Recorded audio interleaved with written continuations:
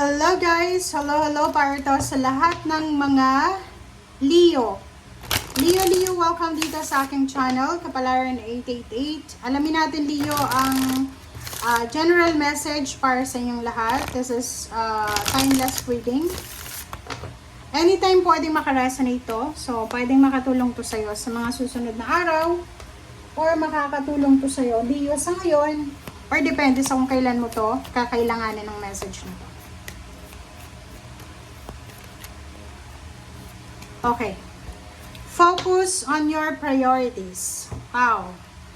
Mag-focus ka daw, Leo, sa mga priorities mo sa buhay. Okay? So, dito sinasabi ng bara sa'yo na kailangan nating ibigay yung ating energy, ang ating atensyon, ang ating pera, ang ating pagmamahal, tiwala sa tamang tao, tamang sitwasyon, tamang pagkakataon. Sinasabi ng bara sa'yo dito na kailangan mo ng kumbaga baguhin yung takbo ng bagay-bagay sa buhay mo. Kasi pwedeng Leo, masyado kang nakafocus sa negativity, sa toxicity, sa drama, or maybe masyado ka ng nadadala ng emosyon, or maybe masyado ka nang nadidistract sa mga tao sa paligid mo, or masyado ka nang nadidistract sa ingay ng mundo. So, sinasabi ng baraha, prioritize yourself, prioritize your needs, and prioritize your peace of mind. Okay.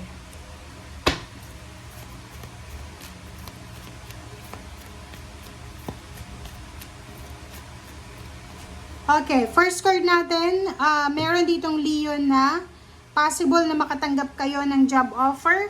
This is international or local offer. Posible din na makatanggap kayo ng balita tungkol sa pera, like pwedeng naglo-loan ka ng pera sa bangko or kung ano man yan na pera. So, this message is present and future siya. Sa present situation mo, sa kasalukuyan mong sitwasyon sa ngayon, posible kang makatanggap ng financial news na pwedeng makatulong sa'yo sa future. Kumbaga, yung news na yan ay tutulungan ka niyan para makuha mo kung ano yung kailangan mong makuha sa future. Parang ganon.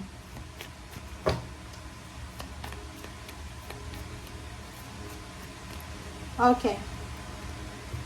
The Lovers. Dito sinasabi sa'yo, Leo, na posibleng makatanggap ka ng love proposal, wedding, partnership collaboration sa loob ng company or sa loob ng trabaho. Meron din ditong Leo na possible na ikaw, if you are married to someone or may boyfriend, girlfriend, possible na siya ay magkaroon ng proposal like higher salary or higher position proposal sa kanyang pinagtatrabahuhan.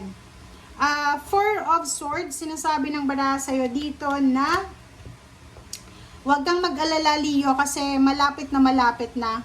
Kung halimbawa na marami kang mga ginagawa sa araw-araw, as in sobra kang busy sa mga ginagawa nyo sa araw-araw, dito sinasabi ng Four of Swords na malapit ka nang makapagpahinga sa mga financial problems, emotional problems, scarcity sa buhay.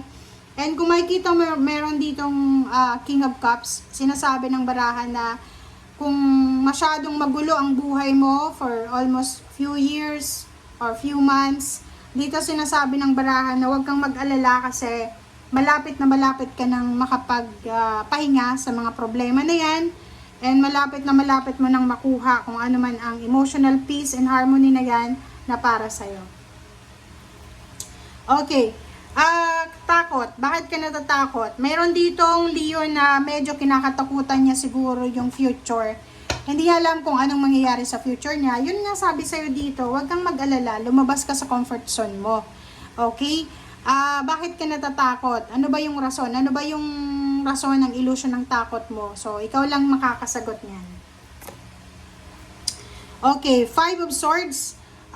sinasabi ng bara sa'yo dito na may bagay ka na kailangan or sitwasyon, bagay, habits na kailangan alisin sa buhay mo. Like for example, may mga ginagawa tayo araw-araw sa buhay na bisyo. May bisyo ka ba? Or mga unhealthy habits or lifestyle, pagkain, pag-inom, or anything na sobra-sobra na kailangan mong alisin. Okay? Make sure na alisin mo siya. Okay, wow! Chariot. Ang ganda na ito Upright to guys So, sinasabi sa'yo dito na aarangkada na yung chariot mo. Pwedeng in the next years, bibili ka ng sasakyan, or maybe yung iba magta-travel, or maybe yung iba magre-relocate, pwedeng lilipat sila ng bahay, or pwedeng lilipat sila ng lugar ng mas maganda, mas peaceful. And nakikita ko sa'yo dito yung progress. Okay? And meron ka ditong, wow, reverse na Knight of Cups. Sinasabi ng barahan ng Knight of Cups na reverse, na yung relationship na posibleng tinake for granted mo, ay posibleng hindi na siya dumating sa ngayon. So, parang ang sinasabi na, pwedeng kung ikaw ay single sa ngayon, may nag-offer sa'yo dati ng relationship, and mas nagbigay ka ng focus sa trabaho or sa business mo. So, kung naghihintay ka ngayon, nababalikan ka, sinasabi ng bara, huwag ka nang maghintay kasi hindi ka na nababalikan. Okay? Mag-move on ka na daw. Diba? So, nakikita ko sa'yo dito, mayroon sa inyo dito na Leo na hindi pa rin makamove on sa kanilang past. Diba? Yung ex nila. Pwedeng ex-husband, ex-wife, or maybe ex-boyfriend, girlfriend, mga ex na in-laws, ganyan. Kung makikita mo dito na you're still hung up dyan, you're still stagnant sa situation na yan. So, merong Leo na hindi makarecover sa dating niyang karelasyon, dating boss, dating company, dating bansa kung saan siya nagtatrabaho, nakatira. And sinasabi ng 5 of Wands dito na kailangan mong labanan yung emotion na yan na nararamdaman mo. Kasi kung hindi ka makapag-move on sa past mo, kasi nag-hold back pa rin yung past mo, di ba? Hindi ka makakausad. Parang yun yung sinasabi, lalo sa relationship, guys. Okay? And umiwas ka, Leo, sa anumang klaseng diskusyon, pakikipag-away sa karelasyon, pakikipag-away sa pamilya. Umiwas ka kasi nakikita ko sa'yo dito na masisira yung diskarte mo sa buhay.